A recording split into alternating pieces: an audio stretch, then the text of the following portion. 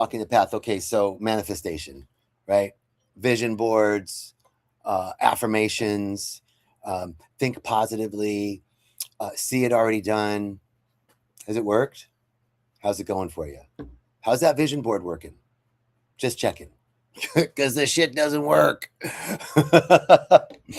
Don't manifest. From the old Latin, manifest actually is a cool word. Manifest means to make evident that which is, yo, Edgar, what's up? Uh, uh, manifest is to make evident something which is unseen, which is cool. But right around the time of Constantine, 325 CE, when they started doing the Council of Nicene, manifest, the word manifest changed a little bit. Hey, Petra, great to see you. Okay, Susan, wow, it's like all my friends are showing up. Thank y'all. Well, you're the only ones that are watching. So, no, I'm just kidding. Okay, so I'm going to tell you why vision boards don't work. I'm going to tell you why your positive affirmations and feeling like just seeing done, see yourself. But before I tell you about that, let me tell you about Rythmia, this amazing place where I met a lot of you folks. That each week, amazing transformation happens. There's a coming back together of ourselves, reuniting. Edgar, we are you need, boy. Okay, let me concentrate here. Remembering our wholeness. That's really what Rythmia is about. Someone said that all knowledge is just remembering. It's remembering what we've forgotten. We've forgotten who we really are, the noble, sentient beings, kings, queens of our own domain that we are. Okay, so check Rythmia out. Hope to see you there. Now, why don't vision boards work? I used to think, that my best self was just out there somewhere between like a vision board and a smoothie or a silent meditation retreat, right? Like if I could just fix this stuff about myself, then what's blocking me from manifesting? So the law is of circulation, not manifestation. Because the truth is, the universe is always emergent. There's always something emerging. It's expansive by nature. Something is always seeking to emerge. That emergent quality is the very essence of life.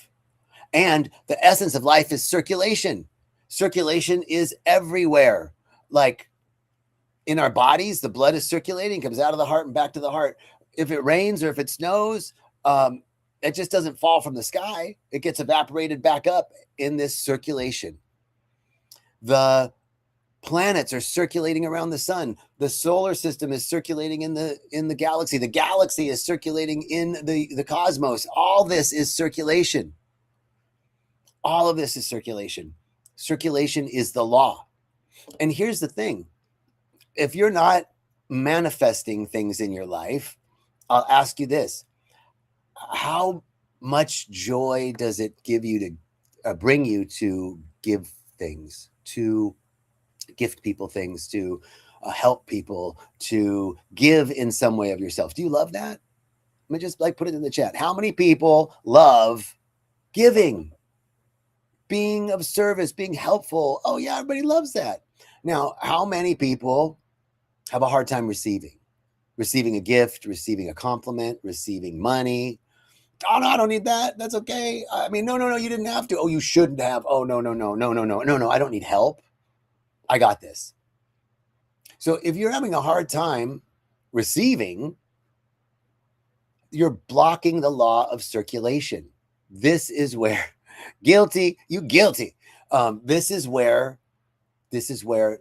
the actual act of creation gets blocked in one level, because we're blocking the flow. It's giving and receiving. We have to be good receivers. Also, that thing that you want to manifest, you have to be able to receive it.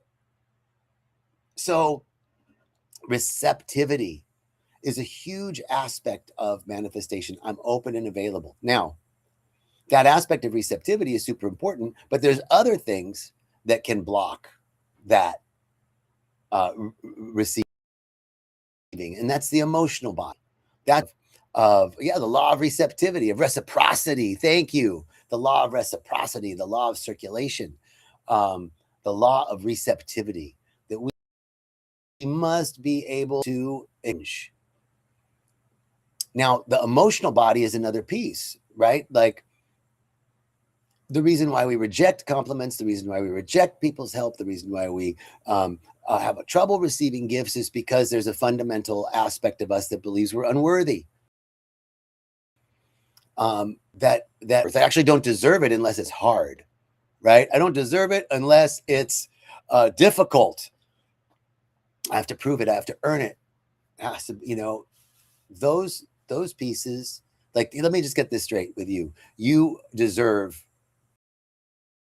by right of consciousness. What does that mean? You deserve by right of consciousness. I used to think it meant you deserve by right of the fact that you're conscious, by right of the fact that you can think about what you're thinking about, that you have reflective consciousness. But now I realize actually it's actually you, by right of consciousness, by right of the consciousness with which you observe, you deserve. You deserve everything that you can hold in your consciousness, every possibility, every aspect of worthiness. You deserve everything that you believe you're worthy of. And so this is one aspect of receptivity, of creation. Now let's move out of the word manifestation. Why? David Hawkins did a series of books, one of which is called Power versus Force. And he actually takes words and assigns vibrational frequencies to the words. And as we know, Nikola Tesla said, if you want to understand the universe, think in terms of energy, vibration, and frequency. So the universe doesn't hear you. God doesn't hear you. Plant medicine doesn't hear you. It feels you. It doesn't hear you. It feels you. It feels the vibrational frequency you are sending out. You don't wait for the mirror to smile at you. You smile and the mirror smiles back. It's a reflective universe. That's the nature of it. We have to send out so that we can receive. But the first piece is cleaning up all stuff that's blocky. That happens in the emotional body. That happens in the nervous system. That's why people come to Rythmia and do plant medicine. That's why people do breath work. That's why people come to spiritual practitioners like myself to work through this stuff so that we can clean out our emotional body, anything that is out of alignment with our emotional body that doesn't allow us to receive. We say, we had a beautiful session last night in my circle. We have a circle called the Spiritual Recalibration Circle. And our guest speaker last night was Reverend Cheryl Ward from Agape, who was one of my cherished teachers at Agape. And she teaches a lot about prosperity. And she was talking last night about this, about receptivity. And one of the things we did, oh man, we had this great class with her. This is 10, 15 years ago. She had us, first of all, she started out by saying, okay, what's an amount of money that you'd feel comfortable to think about that? What amount of money, like you made a mistake in your bank account, you, a subscription got, extra subscription, you made some error. It would hurt, but it wouldn't, you're not going to not be able to pay rent, right? It's not going to knock you out completely. What amount of money? Some people that's $20, some people that's 5,000. So for you, what amount of money would you feel like, I'm not really happy about losing it, but I'd be okay with it. Think about that. So that was the first thing she asked us to do. Then she said, okay, here's the assignment. I want you to take that amount of money. And she did say, you can change it after you hear the assignment. So I want you to take that money and I want you to go to a place that's neutral. Like all sorts of people go there, like the food court at a mall or outside of a grocery store or, someplace, a park where everybody, lots of different types of people go. And I want you to put that money, that out on the floor, hide it somewhere, but where someone can find it. And then watch, I want you to hide. She asked us to hide and watch who gets the money and all the feelings that come up in us around that. So I had said $100 at the time. This was like 15 years ago. So I said $100. So I took $100, and there was this place in LA on Lincoln where there was a 99-cent store right next to each other. If you live in LA, you might know the place. It's right on Lincoln and Rose.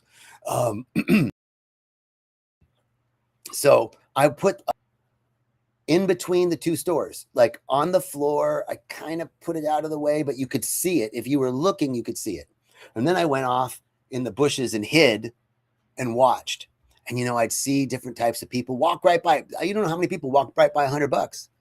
Then I see this couple come out of the 99-cent store, and they looked kind of homeless. They were in he was in like a jogging suit, and she was in like a velour something, and it looked a little dirty. She had like a scarf, and it just looked a little disheveled, and he looked like he hadn't jogged in a while, but he was in the jogging suit, and they're arguing. You can see them, animated hands. I'm off there watching them. They walk out of the 99-cent store, and they're walking towards the Whole Foods, and they're arguing, and she sees the money, and she's like, bends down and picks it up, and he apparently noticed that she picked up something, and somebody said 48,000, but I can't lose anything between. But 48K is your max, sister. I love you. Right on. So I see him, or he looks at her. Now I can't hear anything they're saying, but he looks at her and says, what was that? As I'm assuming. And she's like, nothing. And he's like, and she's like, no. And then he's like, you put it in your pocket. And she's like, she shows him the $100. And he's like, and they both go in. So now I'm like, Rickens and the mystery machine. I start following him. We weren't supposed to follow him. We were just supposed to watch who took it and what came up. Well, I'm looking at, these people are homeless. They just got $100 and they're going into Whole Foods. What are they going to buy? So I go into Whole Foods, and I'm stalking them in the Whole Foods, and somehow they looked different in Whole Foods, right? Whole Foods, everything's full to overflowing, and there's chalkboard stuff written, and it looks like homey and like a local market, but it's enough. And all of a sudden, her scarf looks like an Hermes, and she's walking through there. They're picking wine and cheese and bread, and they're doing all this stuff. And I'm like judging, hey, homeless, you should be buying like food and staples. And I follow, and after a minute, I'm like, okay, this is crazy. But all the stuff that came up to me around who got the money, who was deserving of the money, what I thought of the people, what came up in me around giving that money, letting that money go, all of those things. Yeah, they bought 6 things. Actually, it was 3, all of those things that came up in me are about my relationship with receiving. They're not about money. They're about my relationship with receptivity. They're about my relationship with my trust in the universe, with my trust that the universe has my back, that things flow to me because I'm participating in the law of circulation. So the law of circulation is more important than any concept of manifestation. And then I would change manifestation to creation. And that's what we're doing.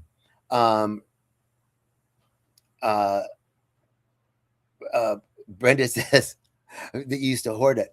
Yeah, right. Holding on. Right. So what happens when you think of money? Take a minute right now. You think of your bank account and you see money coming in. How does it make you feel? Do you feel like, oh, it might go away, I got to hold on to it, I got to hoard it? Do you feel like, oh yeah, this is great? Do you feel scared? Do you feel happy? When think about money going out, how does it make you feel? This is about our relationship to prosperity, to the truth that on the spiritual level, life goes before us and provides what is needed before we need it. Life goes before us and provides what we need before we even know we need it. Hey, Brother David, I've been meaning to reach out to you, man. I'll check in with you. Thank you for all the good work you do in the world.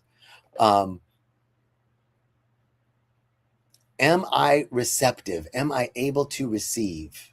This is the key to creation and materialization. And we're talking about creation because this is what we're doing. You are a creator. I am a creator. We're made in the image and likeness, which doesn't mean we look like God. It means that we have the capacities and qualities of God. And what is the number one quality of the divine? It is creative. And you are creative.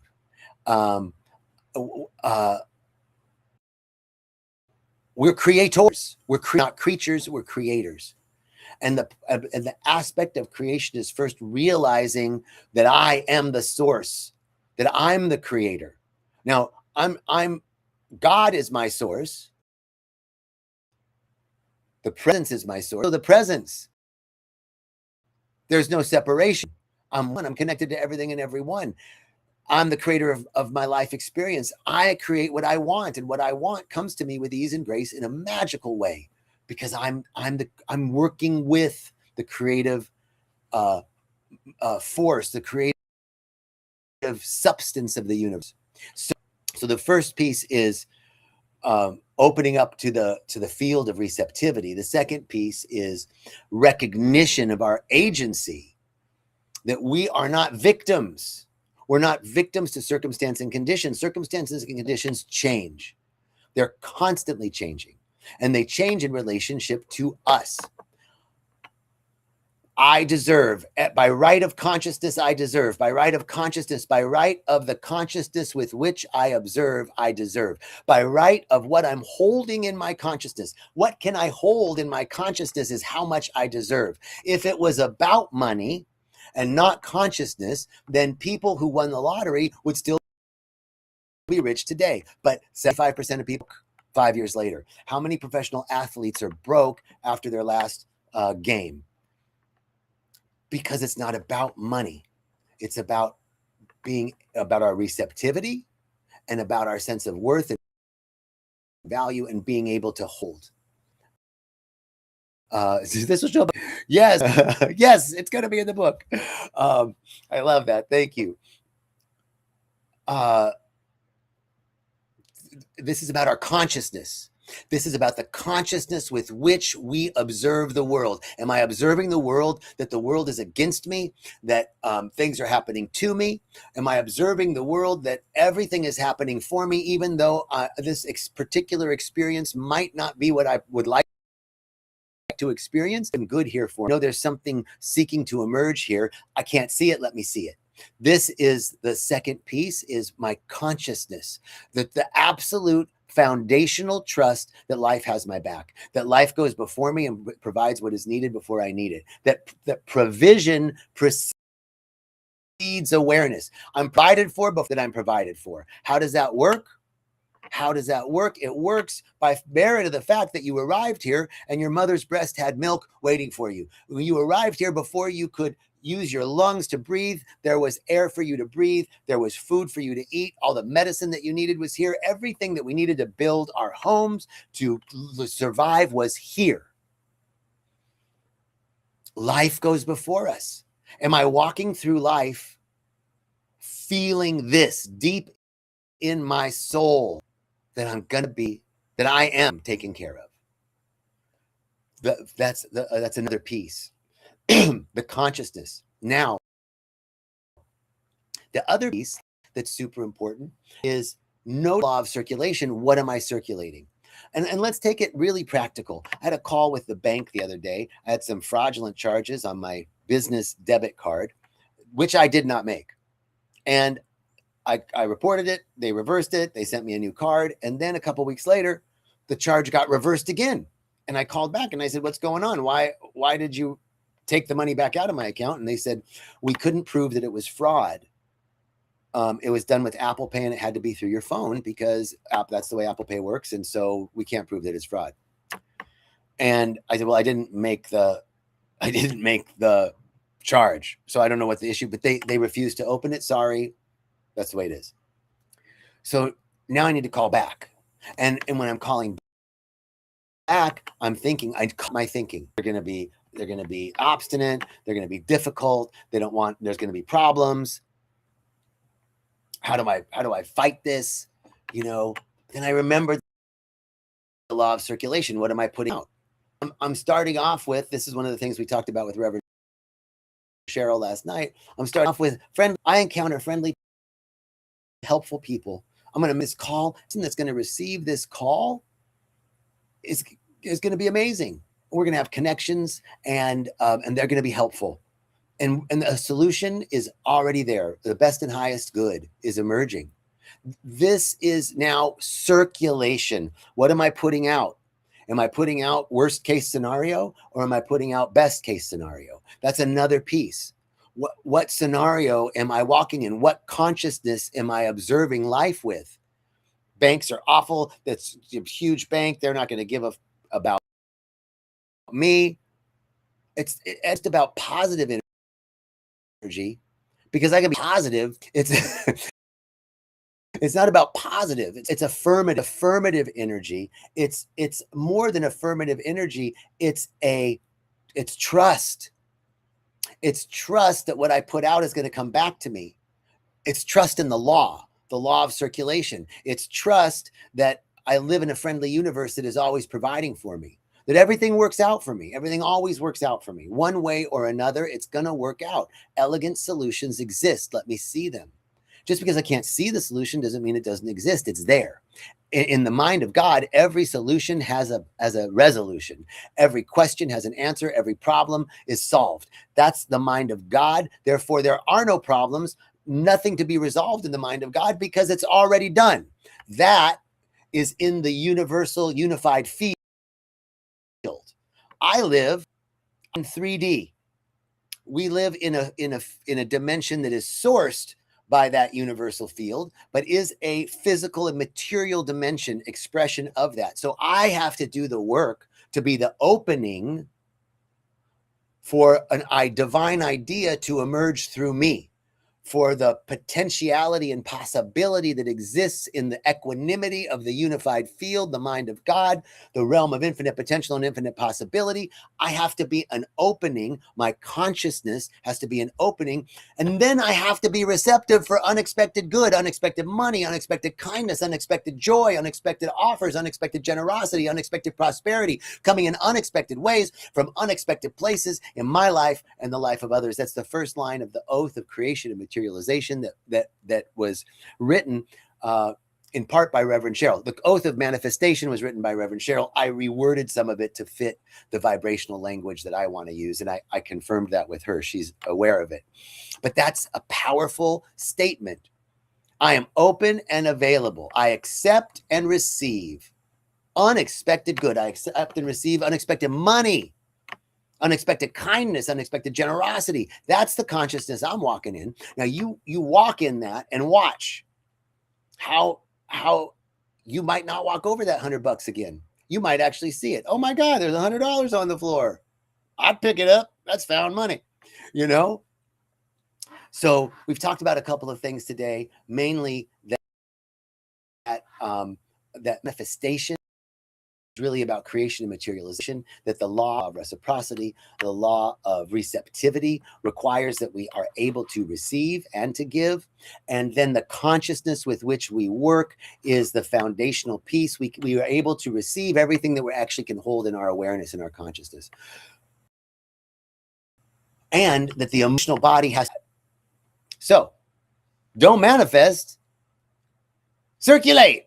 Okay. Thank you all so much. Great to see you. I'll see you next week. Peace and riches blessings. Bye, everybody.